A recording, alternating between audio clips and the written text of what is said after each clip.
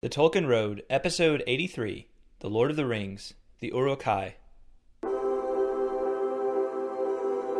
go ahead.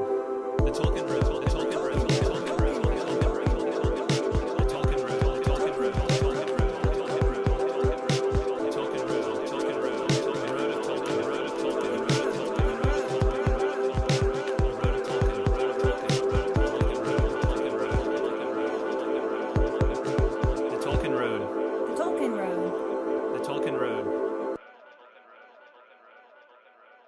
Hey there, fellow travelers. Welcome to the Tolkien Road, a long walk through Middle-earth. On this episode, we continue our journey through The Lord of the Rings with Book 3, Chapter 3, The Uruk-Hai. Before we get started, why not hop on over to iTunes and leave the Tolkien Road a rating and feedback? It's a great way to show your support for the show and takes less than a minute. Thanks for listening, and enjoy. Hello, everyone. Welcome to another episode of the Tolkien Road, Episode 83, Lord of the Rings, The Uruk-Hai. Hi, Greta. Hey, John. Or Uruk-Hai, Greta. Uruk-Hai. Is that what that means? Hi? Huh? Oh, I see what you're doing. Uruk-Hai. Uruk-Hai, John. Yeah. Yeah. How's everything going? Well, yeah. Good. Thanks for asking. How about yourself? Doing pretty well. Good. Yeah, so we had a lot of correspondence. It took me a little bit longer to get ready for this episode than in past episodes. It's not a bad problem to have. I was just going to say it's because you people won't leave us alone. But we love it. But we want you to not So leave us keep it alone, so coming. that's good. No, it's great. So let's jump right in so we can acknowledge the correspondence we've had. Okay. So first of all, I had a little note on Facebook from Chris Mirishikiari Sutherland. Mirishikiari, I think that's how you say that. And he just said, it took me 4 months, but I've now caught up and up to date. Great show, loving it. Well, Chris, what took you so long? Why? No. Don't you binge listen like some of our other followers? I mean, Chris, that's only like, at our present rate, that's only like, so 16 weeks. That's only like 5 episodes a week. That's only like 1 episode a day. A weekday. So you're taking weekends off, first of all. So that's just unacceptable. No, Chris, great to hear from you. And more people should comment on Facebook. We do have a Facebook page. I think it's the Tolkien Road, or maybe it's True Myths or something like that. You can tell I haven't put a lot of time and energy. Follow it too closely, I'm not much of a Facebooker, but if more people comment there, then I probably would become one. It's great to hear from you, Chris, and glad you're caught up. And thank you for the compliments. It's good hearing from you. Absolutely. And I just want to say, I think 4 months is pretty good. I do too. To listen to 82 episodes. Yeah. That's pretty great. So good on you, Chris. Good on you. Keep it up. Right on. Okay. Heard again from Greg UK. Nice. You have to read it with a British accent, please. My British accent will end up sounding more like a Australian accent. Yeah, I guess mine does too. Yeah, we're bad at that. So I'm just going to read it in boring, middle America voice. All right. Greetings, Carswells, or maybe Carswellians. I have 2 haiku for the next chapter, which I thought was good at first. Then I realized that I've only contributed 1 up to now, so my haiku to listening ratio is way down. Apologies. Apology accepted, Greg. Yes. Apology absolutely. accepted. Just don't let it happen again.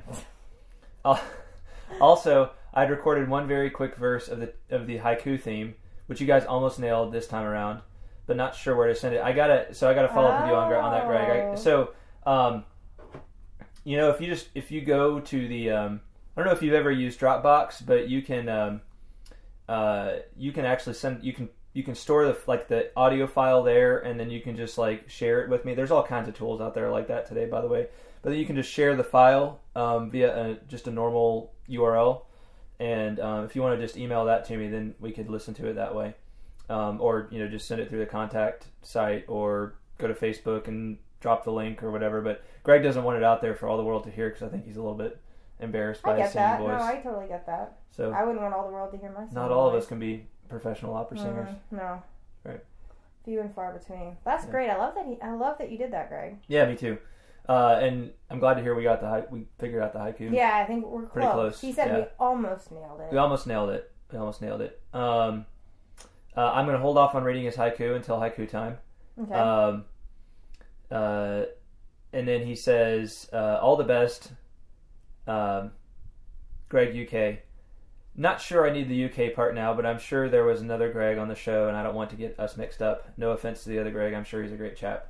No, I like it being Greg UK. So I think I would prefer if you just stayed Greg UK, Greg. So, yeah, right on. Right on. Good to hear from you, Greg. Yeah, absolutely. And Josh wrote in, Josh Sosa, and you know, last time we were a little confused by his haiku. Oh, so he was just trying to clear things up for us. Because he went all like philosophical, like smart guy on us. Well, like, you know, what? Josh is like super smart, smarter than both of us put together. And probably going to Comic-Con made him. Like, and you know, and like he's always like kind of nice to us too. Like he's always kind of like, you know, he kind of like dumbs it down. You know, so yeah, that is true actually. So. Kind of really embarrassing that we couldn't get his last one. Yeah, so, well, he wrote in with the key this time. All right, so he says, good. Horses are restless, the Rohirrim, Rohan. Okay. Demons and raiders, orcs and pillagers attacking the countryside, and then Chief, Theoden. So let me pull up Josh's haiku from last time. So Theoden. Yeah. Who's Theoden? Theoden is the king of the Rohirrim. We haven't met him in the story yet. Oh, that's probably why. So last time Josh said, or Josh, where is it? Josh. Horses are restless. Demons and raiders attack. Chief sits and watches. So that's the Rohirrim. Okay. And then demons and raiders attack are the orcs and pillagers attacking the countryside. Okay. And then the chief sits and watches refers to Theoden. I think we were probably confused because Theoden wasn't. He was mentioned in the last chapter, but he wasn't really a big part of the last chapter, so I think we were just a little confused by that. Okay. All right, so that clears that up. Thank you, Josh. More from Josh later for his haiku. Sweet.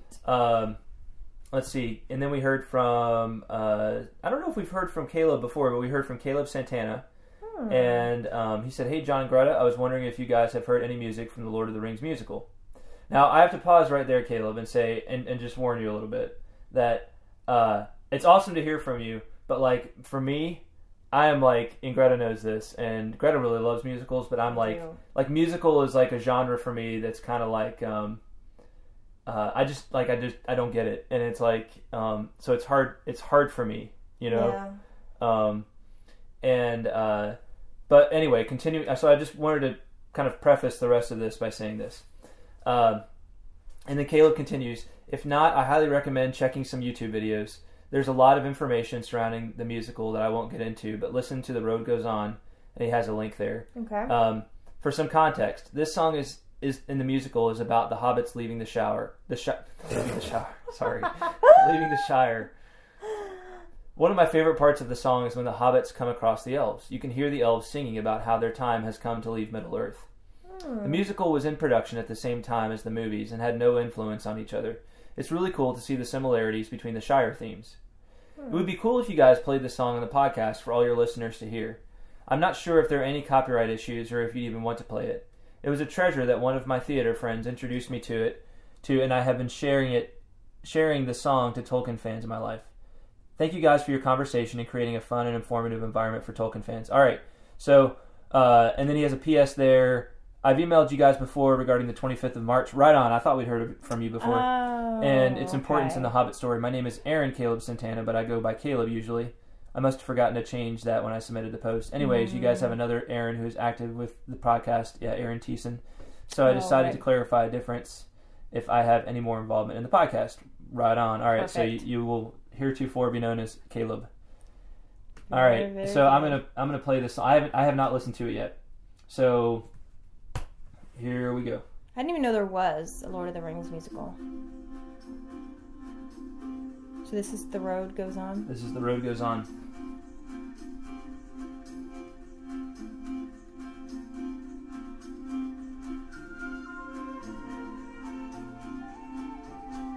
There's a road calling you to stray, step by step pulling you away. Under moon and star, take the road no matter how far. Where it leads no one ever knows. Don't look back, follow where it goes. Far beyond the sun, take the road wherever it runs. The road goes on, ever on. Hill by hill, mile by mile, field by field, style by style. The road goes on, ever on. The road goes on, ever on. Door by door, glen by glen. All right, I'm gonna pause because I don't want to play the whole thing because I don't want like you said, Caleb. I don't want to get in trouble. But hey, I like that. It's nice. It's catchy. Nice catchy little rendition of the road. You know, the road goes ever on. I wanted to see if I can jump ahead and find where the elves come in now. Let's see. That must be the elves. The elves sing like Enya.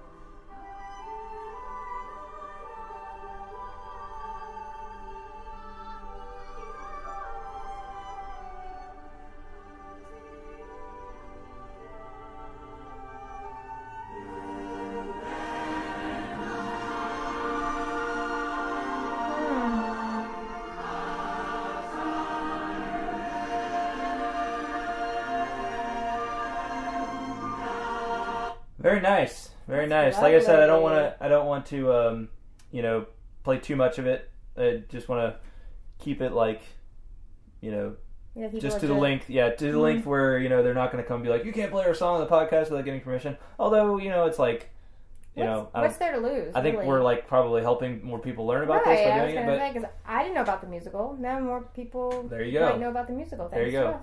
To us. But that's cool. Yeah, thanks for sharing that, Caleb. Really cool. And if you like that, if you're listening and you like that, go check it out. There's looks like pretty much all of the songs from the musical are on YouTube. So y'all go check that out. Mm-hmm. And thank you for sharing, Caleb. It's great hearing from you. Absolutely. Definitely was a bit of similarity between the the Shire themes in the movie and then in the musical. It's good to see a little bit of that going on. Yeah, bit of continuity. Yeah. I wonder, I guess it was on Broadway, huh? Is that usually where musicals debut?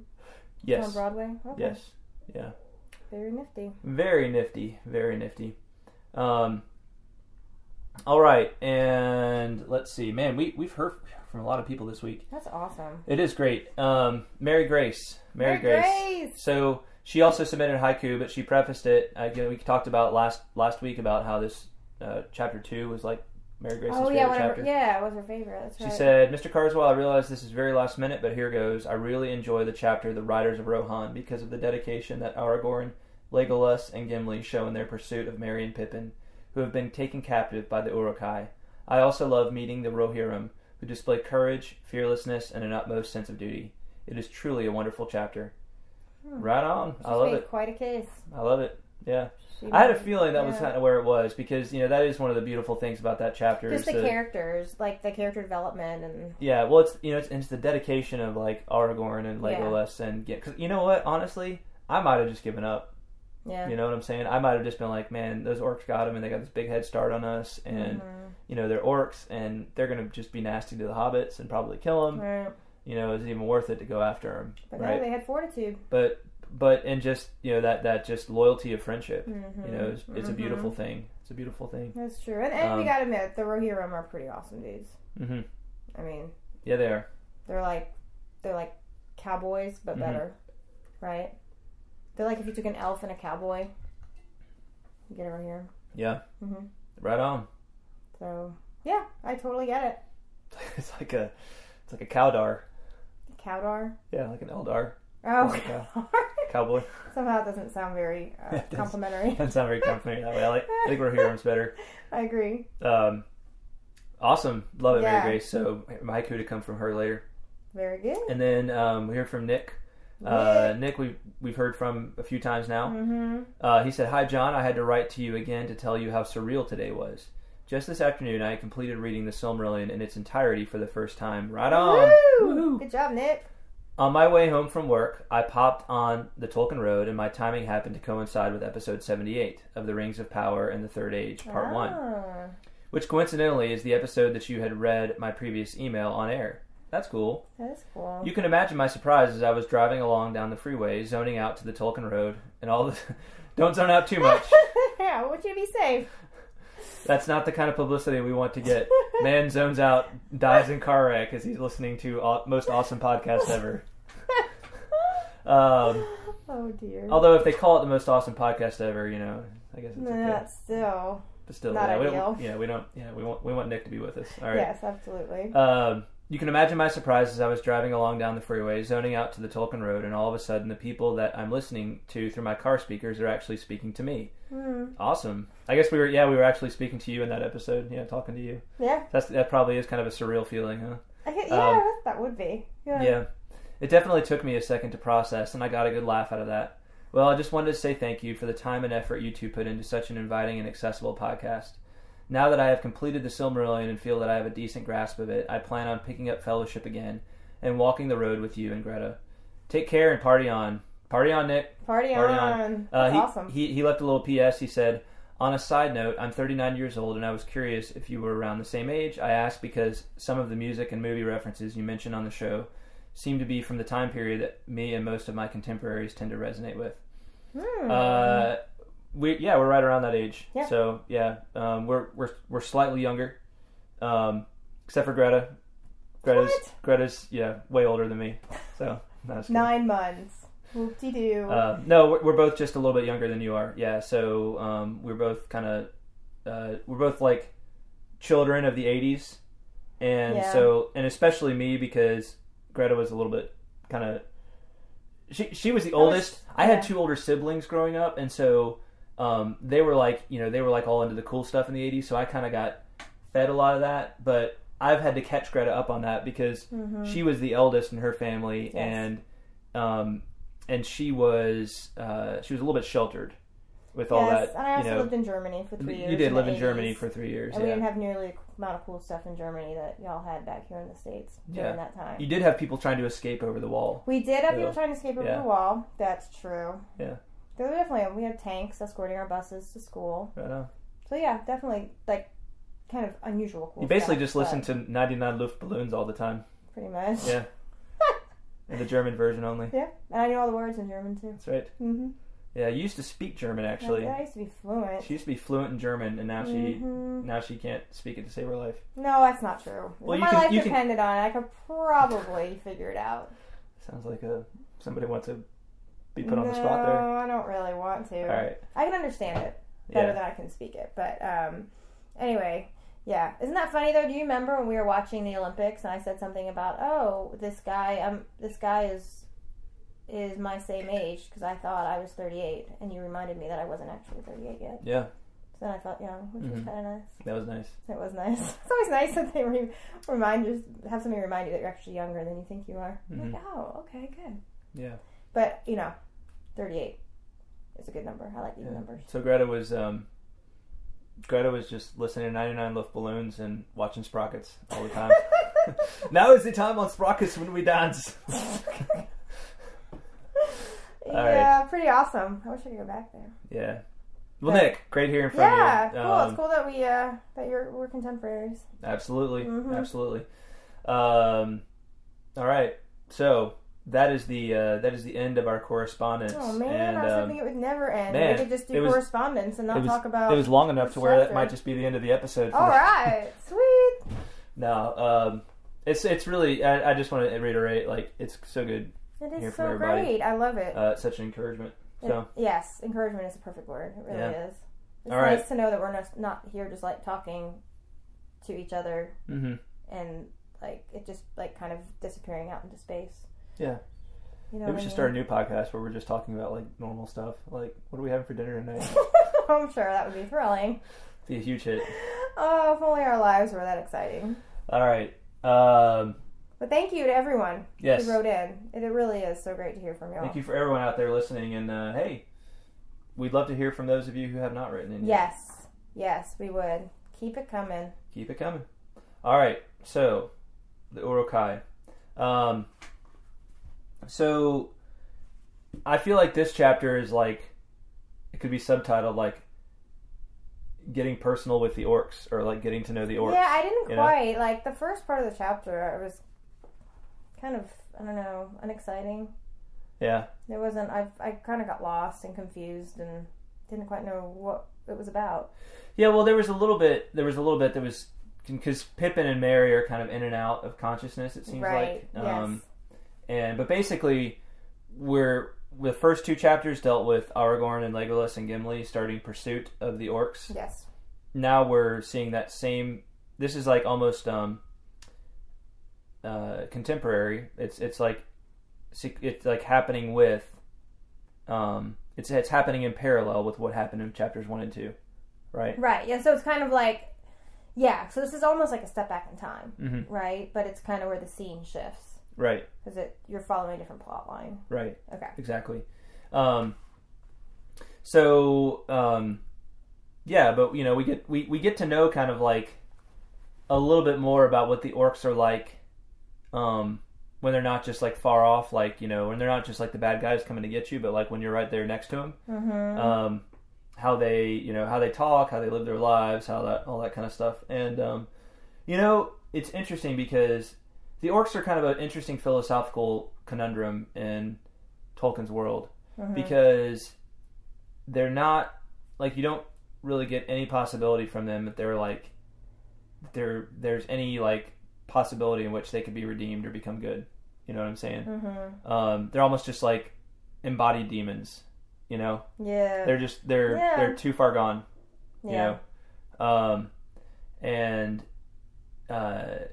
it's, I remember there was a couple of years ago where I read this book by a fellow named Jeff Overstreet, and he wrote this series called the Aurelius Colors series, and it's a pretty, like, I haven't read the whole thing, but the second book especially was really good, and it was basically about these orc-like characters in the story who were like the bad guys who were always coming to get you. But what he did that was really interesting was he made one of these characters like redeemable, and so that like it could turn out like it came from this like really nasty orc kind of breed of people that everybody just assumed couldn't be redeemed, and he like took this character and made it redeemable, and it was a really like gripping account. So I can't remember the name of that particular book, but it's the Aurelius. If you look up Jeff Overstreet and the Aurelius Colors series on Amazon. That's really interesting because I think I almost got the sense that he was doing it in kind of because he was a big fan of Lord of the Rings, and I almost got the sense that he wrote that to kind of address that question, like, what if an orc was redeemable, right? But alas, the orcs here don't really seem to be redeemable. There's just nothing. There's nothing in them that seems good. No. No. They just seem completely. They're just evil. They're just bad guys. They're evil incarnate. Yeah, and so anyway, we're getting to know the orcs all throughout chapter 3. Now there's different groups of them, right? Mm-hmm.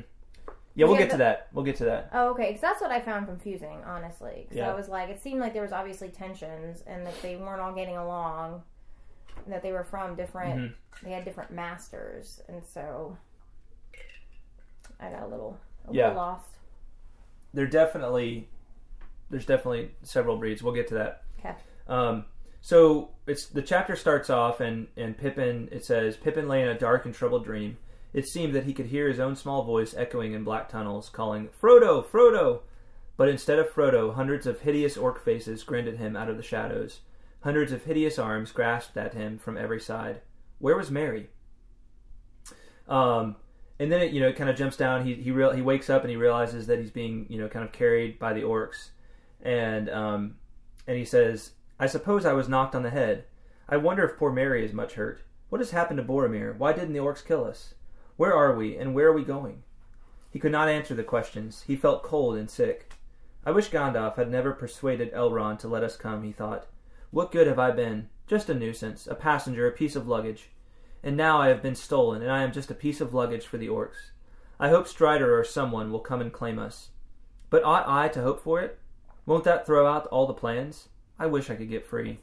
So, it starts off, and Pippin's pretty down on himself, right? Yeah. It's like, man, I've just been nothing but a hindrance so far. Which he's being kind of hard on himself. That's not actually true. Yeah, I mean, true, there was that whole thing with, making a bunch of noise in the mines of Moria and probably waking up the Balrog, but... Yeah, but he's done some good. Yeah.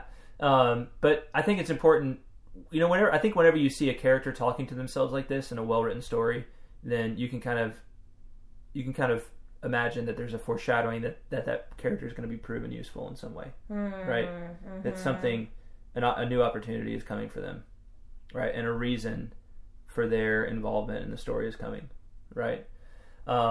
Interesting. I hadn't thought of that, but... Well, we'll see. That's Shan't an we? Interesting thought. We shall see, shan't yes, we? we shall see. We shall see. But yeah, I mean, if I were in his position, I would definitely be despairing. Yeah. I mean, it couldn't get much worse. Yeah, you got like orc breath breathing on you all the time. Yeah, nasty. How's it going there, little pal? Gross. Okay. To Pippin's surprise, he found... so jumping down a little bit. To Pippin's surprise, he found that much of the orc talk was intelligible. Many of the orcs were using ordinary language. Apparently the members of 2 or 3 quite different tribes were present, and they could not understand one another's orc speech. There was an angry debate concerning what they were to do now, which way they were to take, and what should be done with the prisoners. So it's interesting to note, the orcs apparently have their own individual languages, and they're so different that they might not even be able to speak them. There's no time to kill them properly, said one. No time to play on this trip. This can't be helped, said another. But why not kill them quick? Kill them now. They're a cursed nuisance, and we're in a hurry. Evening's coming on, and we ought to get a move on. Orders, said a third voice in a deep growl. Kill all, but not the halflings. They are to be brought back alive as quickly as possible. That's my orders. What are they wanted for? Asked several voices. Why alive? Do they give good sport? No, I heard that one of them has got something that's wanted from the war, some elvish plot or other. Anyway, they'll both be questioned. So the orders have been given to the orcs to bring them back alive. Mm-hmm. Saruman wants them back alive. Right. That's good news for them. It is good news for them. But of course, Saruman doesn't know that these particular halflings don't the reason they want them, right, is for the ring. Yeah. But he doesn't know that there was more than one halfling that set out, right? Or does he? It's interesting. It's kind of, Saruman has this reputation for just kind of a total disdain and disregard for the hobbits, and he thought Gandalf was just wasting his time all the time, spending time with the hobbits. Right. He thought it was this vain pursuit. He's you should be concerning yourself with more important things. Right. But again, it just gets me back to that Tolkien's wonderful line from the Waldman letter at the beginning of at the intro to the Silmarillion, where he talks about the lords and governors of the world often overlooking, the weak and the small, right? Yeah. But that it's the weak and the small who are often the movers of history, right? The ones who move the wheels of the world, right? Yep. Owing to the secret life and creation. So the reason I call that out is because Saruman obviously wasn't find the one that's named Frodo, right. He wasn't find the one that's Baggins is the last name. Mm-hmm. He just said, go, there's some hobbits, go find the hobbits, yeah, go find the halflings, the one that are half the size of the other ones, mm-hmm. And there was no specificity to this is the individual we're looking for, right? It was just in general. So you see Saruman's pride maybe getting in the way there, right? Yeah, because he doesn't want to admit that. Well, he's not bothering trying to identify because he thinks they're all the same, or they're just not worth the time and energy to pick to actually distinguish one from the other. Right. Yeah. Okay. Yeah, that's kind of the idea. I mean, that's my speculation, but it was just something I'm drawing out of that. Yeah, that makes sense.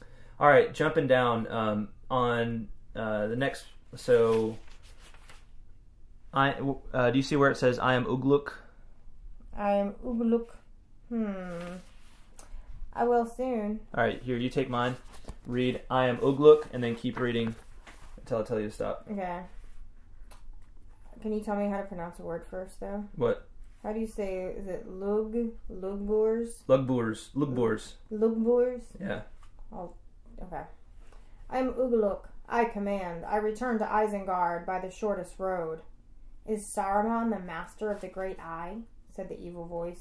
We should go back at once to Sorry, I forgot already.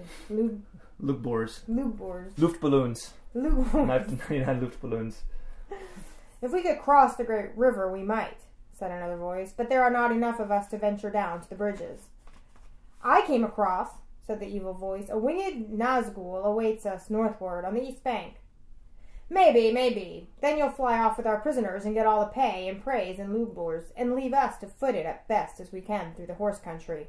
No, we must stick together. These lands are dangerous, full of foul rebels and brigands. Aye, we must stick together, growled Ugluk.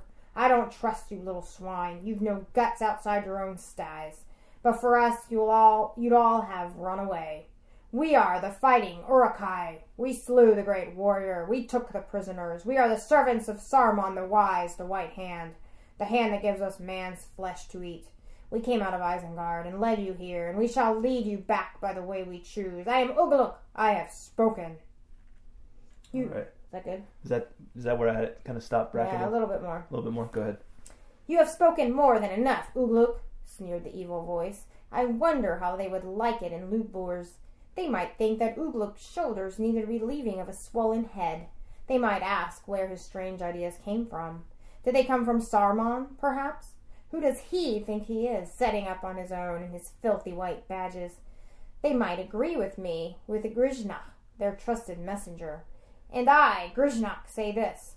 Saruman is a fool, and a dirty, treacherous fool, but the great eye is on him. All right. So we kind of find that there's kind of two parties, right? You've got Ugluk and the Uruk-Hai. All right. Mm-hmm. That would make like a good name for like a metal band. Ugluk and the Uruk-Hai. Oh, totally. Yeah. And totally right on. Are we sure there's not actually a band out Probably there is. that? Because that sounds too perfect. Yeah. And then there's Grishnach and the other orcs who are from Lugbors, which I should have looked that up now that I think of it, but I'm pretty sure Lugbors means that they're from like one of the watchtowers around Mordor. So okay. they're let's double check that because I got the interwebs right here in front of me. Well, so we got our two parties of orcs, and they're obviously not fans of one another. Right. Let's see here. There's an Looks album. like it might be Barad-dûr. Barad-dûr, the Dark Tower, is a fictional place. And in the Black Speech, it's called Lugbors. But anyway, so it's near Mordor? Right. Lugbors? Okay. Right. So Lugbors. So Lugbors is Barad-dûr. It's the tower. It's the tower of Sauron in the middle of Mordor. Okay. Right. Okay. So Sauron. So Grishnach reports to Saruman. Sauron. So Grishnach is of Sauron. Got it. Ugluk is of Saruman. All right. So you have Why these do you two. make their names so similar? It can get confusing. Sauron, Saruman, like. Probably because they developed organically according to the languages he was making. Oh. Yeah. I'm not trying to be critical. I'm just saying it gets confusing. Mm-hmm. That's all. Yeah. Because their names are so similar. So those are our two parties. Those are the two parties that are going after each other. And they don't like each other. They don't like each other. Obviously, Ugluk is the one with the orders to bring them back to Saruman. Mm-hmm. Grishnach is like, I don't know. I don't know. I want to, I don't know if we should be following you. I don't know if we should be following you. So why are they together? Did they just happen upon each other, or were they sent out? I mean, are they allies technically? Yeah, that's an interesting question. I'm not sure. I'm not sure why they're together, and I didn't think to research that a little bit, but somehow they wound up together. Okay. Whether they just kind of happened to come across the fellowship at the same time, or whatever it was. All right. So big tensions between the Uruk-Hai and the Orcs of Mordor. And there's going to be a couple of different times where they start fighting with each other, and a couple of them die. But apparently the Uruk-Hai are pretty tough.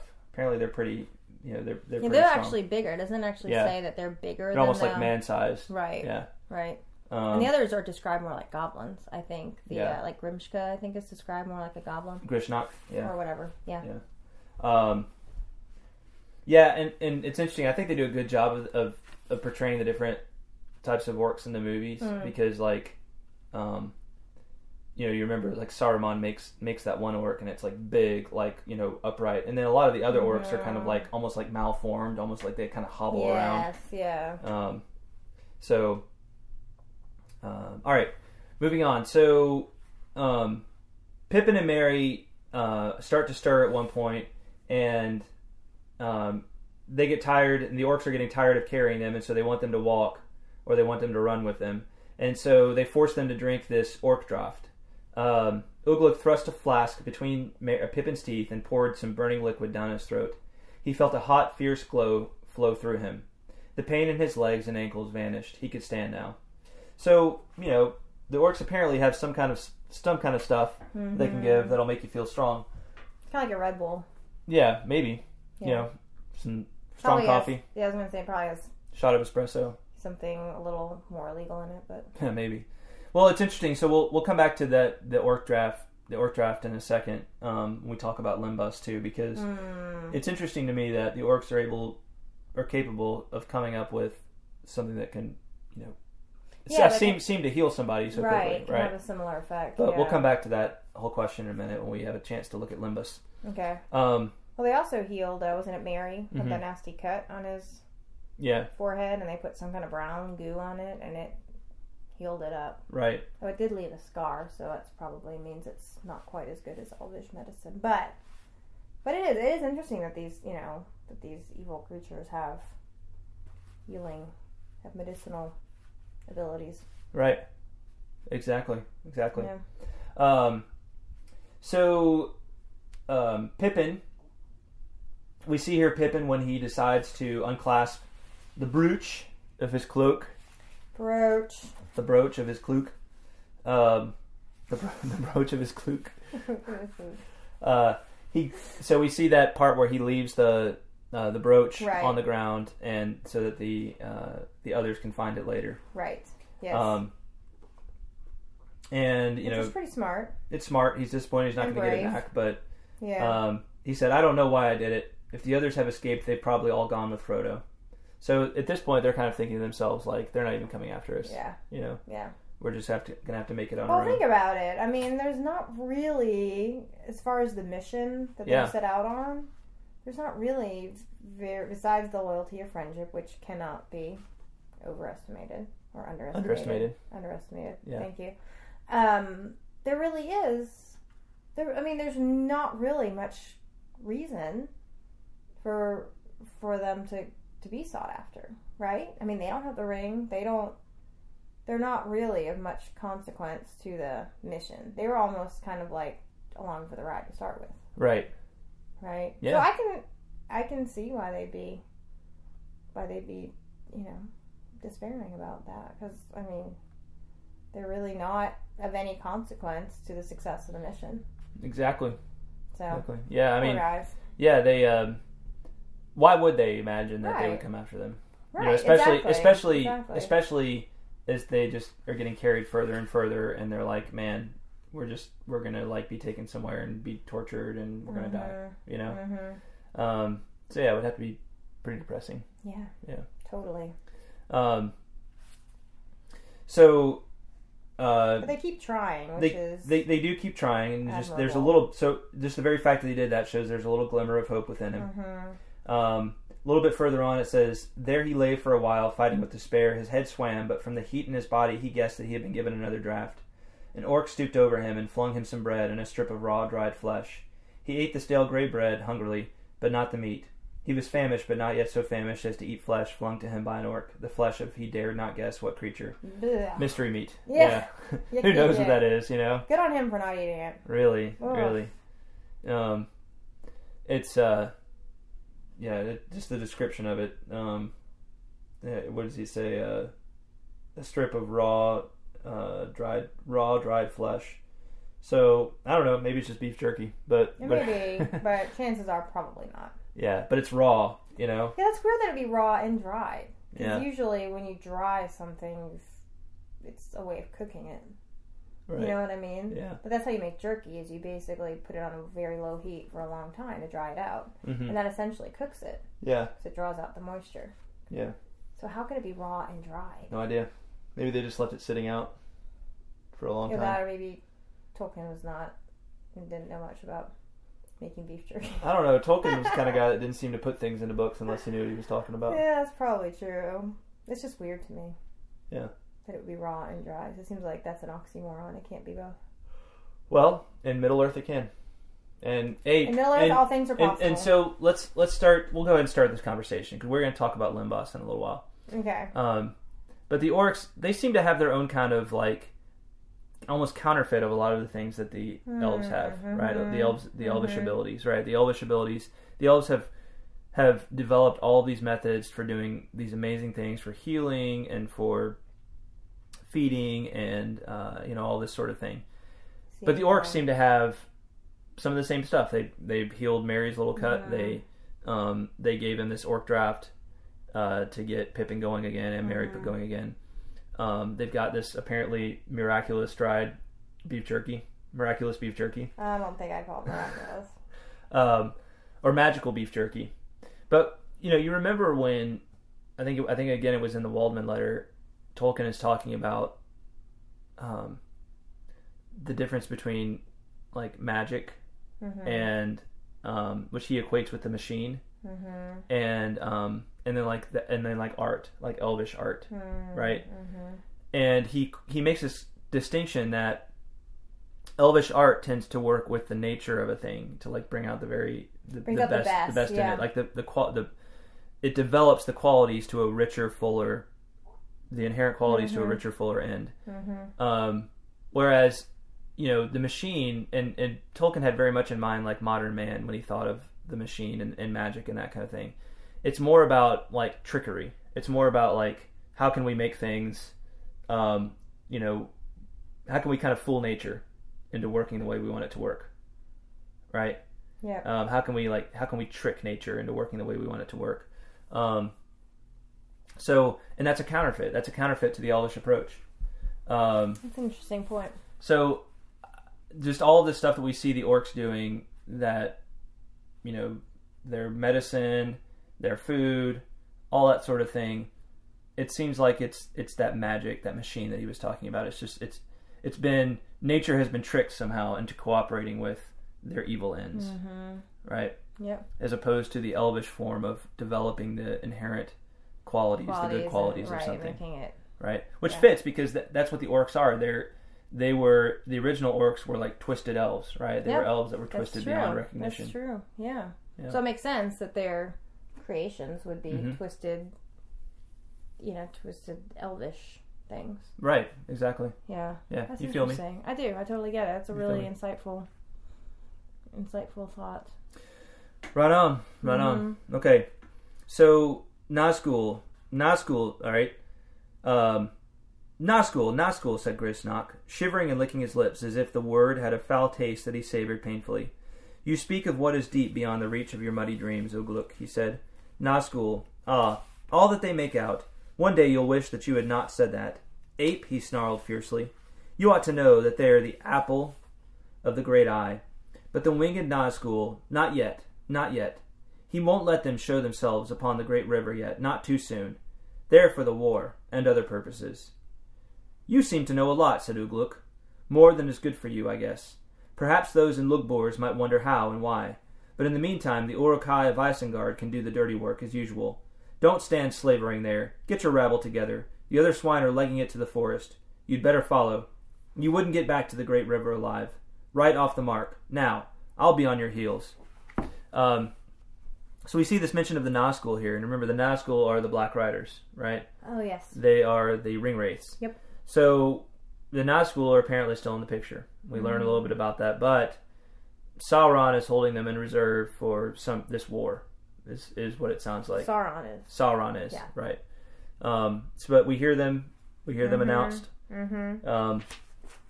They are a part of the picture. They are still in the picture. So yeah, we haven't heard anything about them until now. I mean, since the Fellowship, right? Right. After they chased him from Bree, wasn't that kind of... We didn't see much of them after right, that. and then they at the ford. When they crossed the river. What is it? It's the Grey Flood.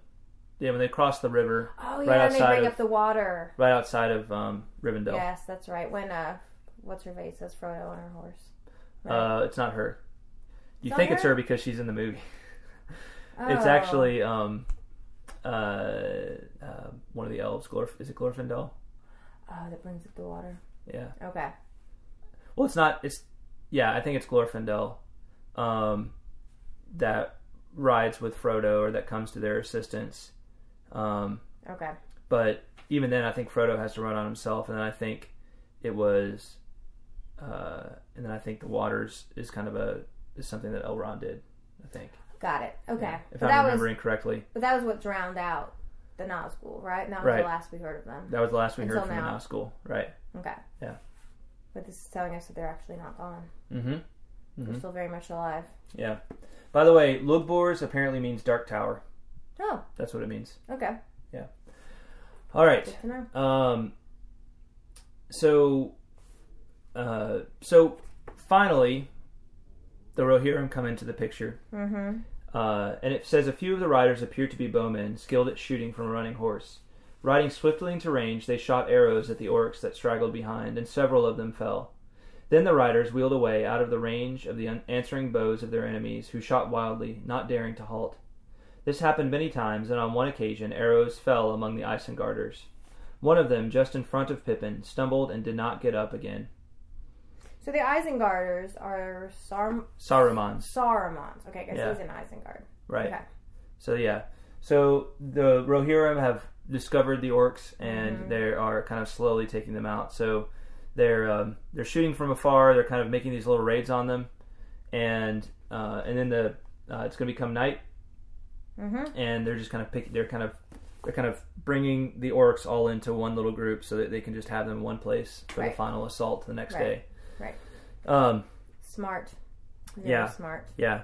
So Pippin and Merry start to think about this, and they're like, well, we know that the riders are going to, it looks like they're going to be able to kill the orcs, but how will they know we're not orcs?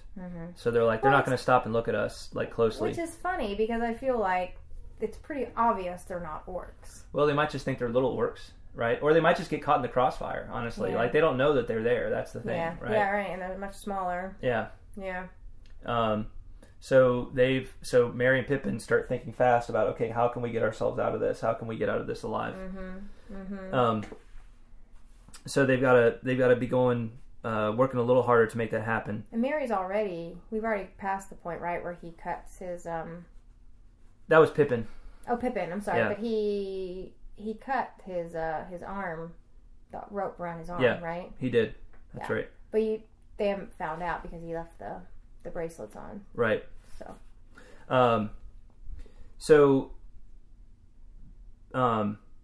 So when overnight the orcs, there are some Uruk-Hai who are supposed to keep watch on Merry and Pippin. Right.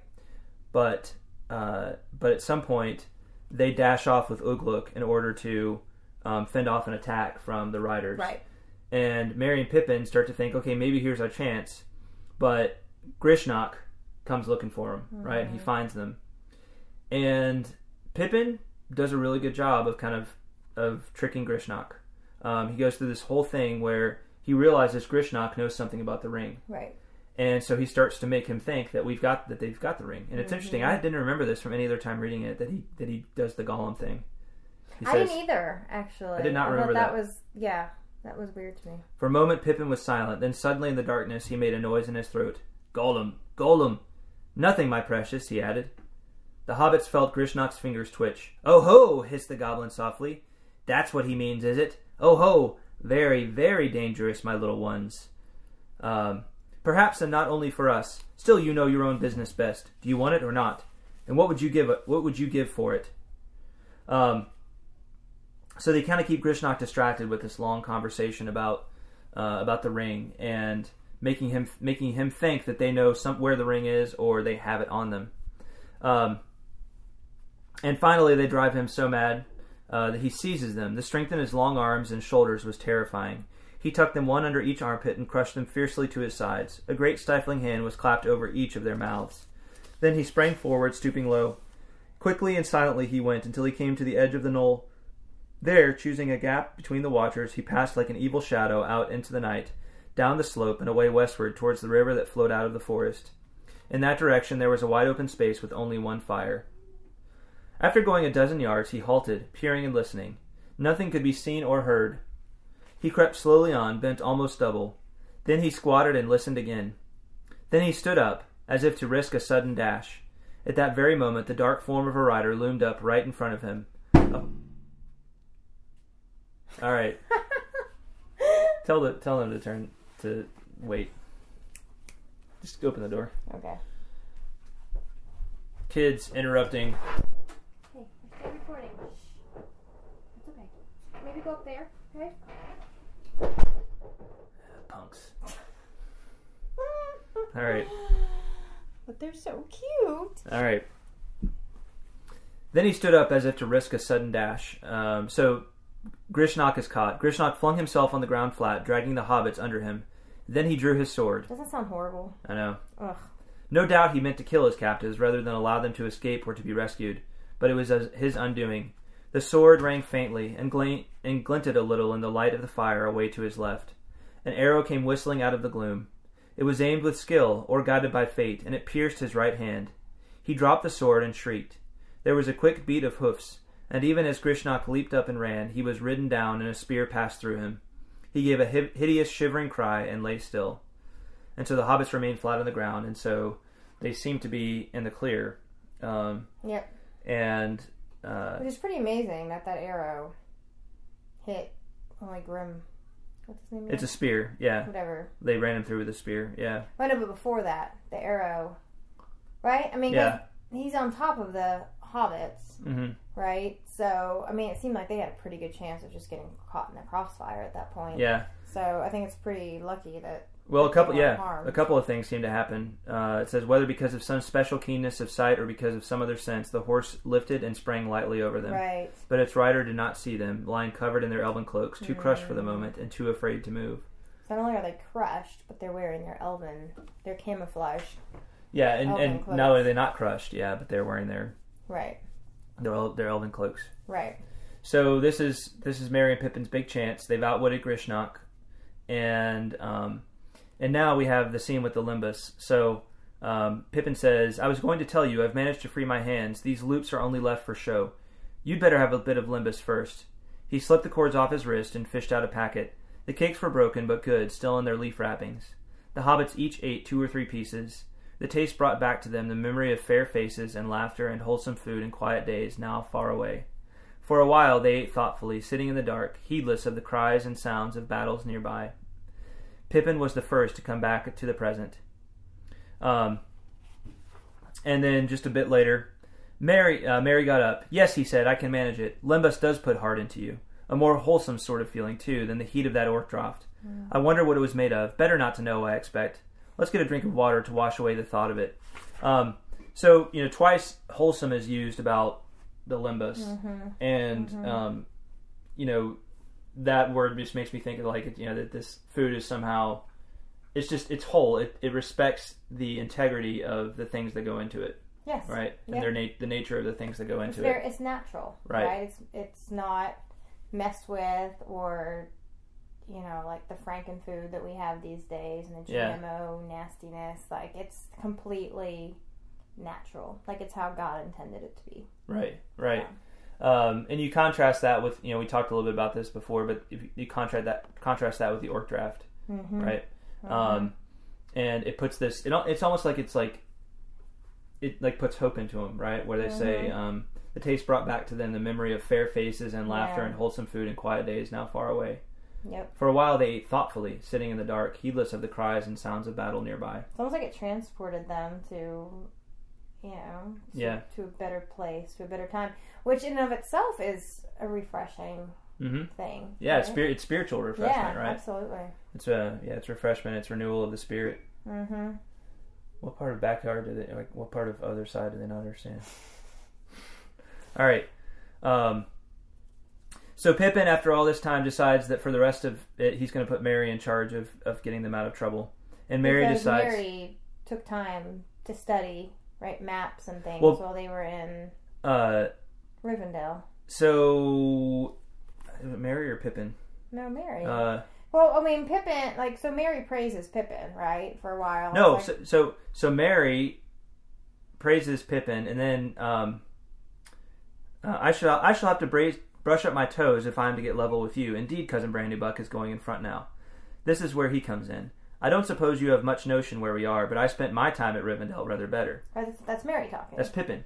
Oh, that's Pippin? Yeah, he would be referring to Merry as Cousin Brandybuck. Oh, I see. Yeah. Okay. But he still puts Merry in charge of leading them from here. Okay. And Merry decides that rather than turning back into the middle of a battle, it's better to just go into the forest. So into Fangorn they go. Okay. Into Fangorn they go. Got it. All right. So sunrise comes the next day, and it says, "Do you want to read that last little bit past that?" No, that's Merry talking. Merry said he spent his time at Rivendell rather better. No, it's Pippin. Oh, it is Pippin. No, it's not. It's Merry. It's Pippin. I have come... Look, the paragraph begins, I shall have to brush up my toes if I am to get level with you. Indeed, Cousin Brandybuck is going in front now. But look at the paragraph before that. The last thing it says is you seem to be... Whatever. It seems to have been doing well. You seem to have been doing well, Master Took, said Merry. And then he talks about how you will get almost a chapter in Old Bilbo's book if I ever get a chance to report it. Good work, blah, blah, blah. And then he keeps going, so that's Merry talking. Okay, fine. I think you're right. I'm right! Alright. Boom shakalaka! Trixie, I was just seeing if everybody's paying attention. Mm-hmm. So Merry is the one who's going to lead them now, because he's spent his time studying in Rivendell maps. studying maps. Yeah. Which is something you would have done. Right. Yeah. I would have. But not me. Yeah. I would have just been reclining at table, eating food. Yes. And drinking elven wine. Drinking elven wine. Alright, moving on. Far over the Great River. Why don't you read there until... far over the Great River. Yeah, okay. until the very end. Till the end of the chapter? Yeah. Alright, get comfortable, peeps. Not that long. Maybe not. Alright. Far over the Great River, in the brown lands, leagues upon grey leagues away, the dawn came, red as flame. Loud rang the hunting horns to greet it. The riders of Rohan sprang suddenly to life. Horn answered horn again. Merry and Pippin heard, clear in the cold air, the neighing of war horses and the sudden singing of many men. The sun's limb was lifted, an arc of fire, above the margin of the world. Then, with a great cry, the riders charged from the east. The red light gleamed on mail and spear. The orcs yelled and shot all the arrows that remained to them. The hobbits saw several horsemen fall, but their line held on up the hill and over it, and wheeled round and charged again. Most of the raiders that were left alive then broke and fled this way and that, pursued one by one to the death. But one band, holding together at a black wedge, drove forward resolutely in the direction of the forest. Straight up the slope they charged towards the watchers. Now they were drawing near, and it seemed certain that they would escape. They had already hewn down 3 riders that barred their way. "We have watched too long," said Merry. "There's Ugluk. I don't want to meet him again." The hobbits turned and fled deep into the shadows of the wood. So it was that they did not see the last stand, when Ugluk was overtaken and brought to bay at the very edge of Fangorn. There he was slain at last by Eomer, the 3rd Marshal of the Mark, who dismounted and fought him sword to sword, and over the wide fields the keen-eyed riders hunted down the few orcs that had escaped and still had strength to fly. Then, when they had laid their fallen comrades in a mound and had sung their praises, the riders made a great fire and scattered the ashes of their enemies. So ended the raid, and no news of it came ever back either to Mordor or to Isengard. But the smoke of the burning rose high to heaven and was seen by many watchful eyes. All right. So Ugluk is taken down. So that's pretty much the end of most of the orcs. And Merry and Pippin flee deeper into Fangorn. Yes. Flee deeper into Fangorn. Yes. So. And so Saruman and Sauron never find out why their people never came back? That's what it would seem, although we'll have to see later on what we learn. We shall. Yeah. Yeah. All right. So they're in Fangorn. Fangorn. Yeah. Which is not a great place. Yeah, it's been It's like an enchanted forest, yeah, right? it's likened to the old forest, right? Where Tom Bombadil lived and Old Man Willow and all that kind of stuff. So kind of a dangerous, treacherous place. So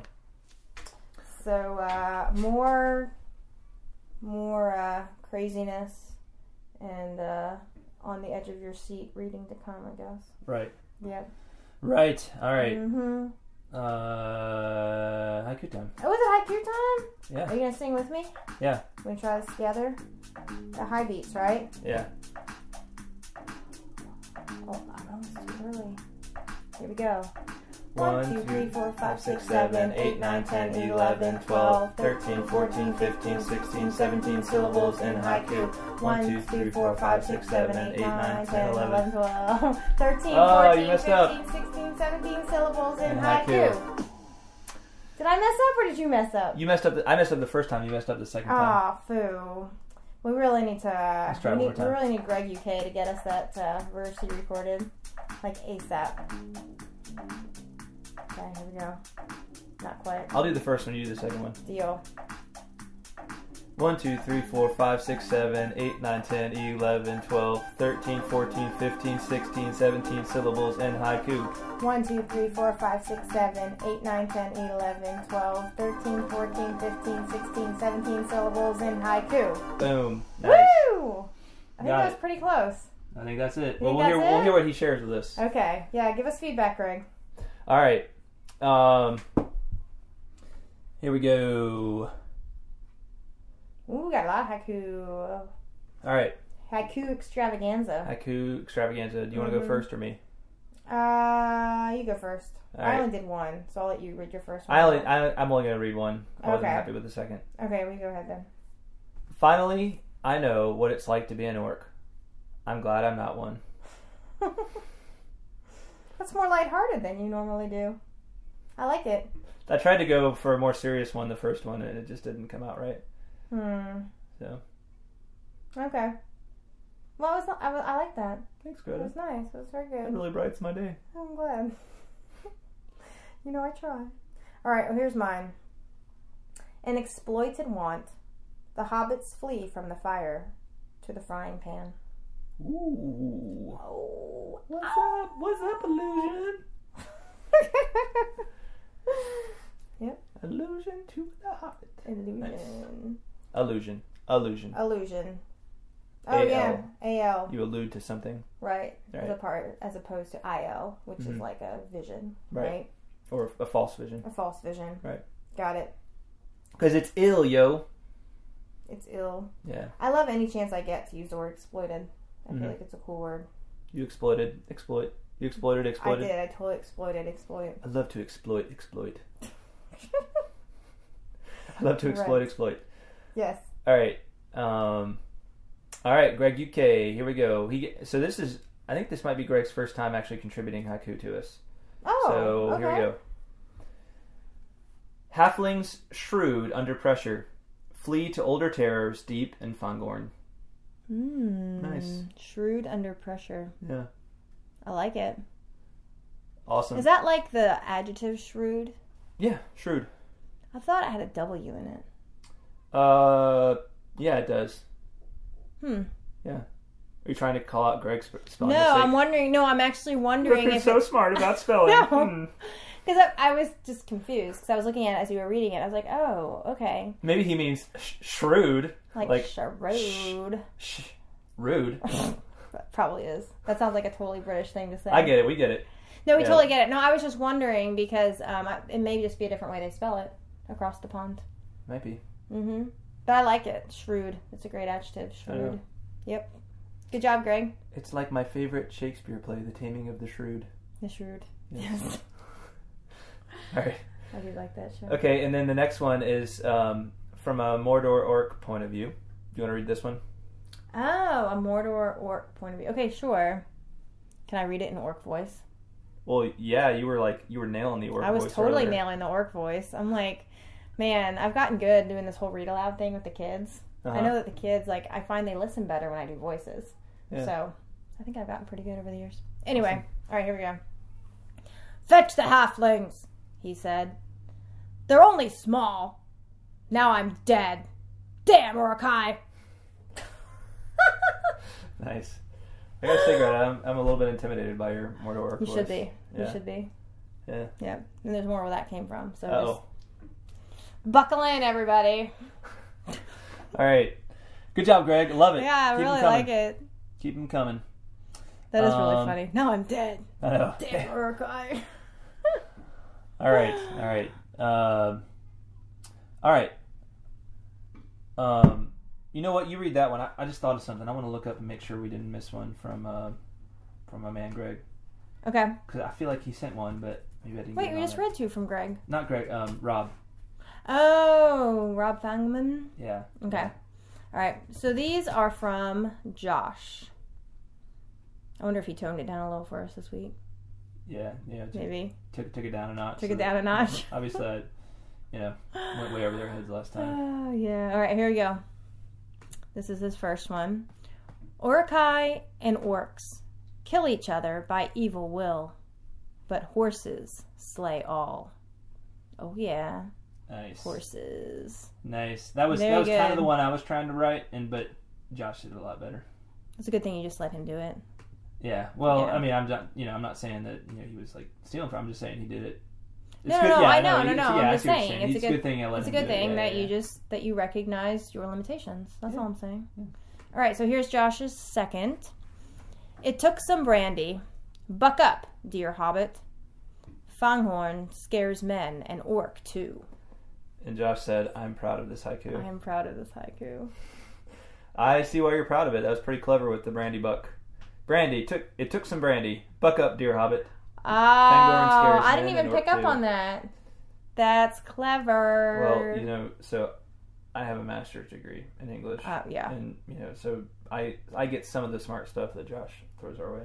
That's, I'm glad I have you. That's right. To help me through. I'll help you through this. So Josh thinks that the Orc-draught is brandy.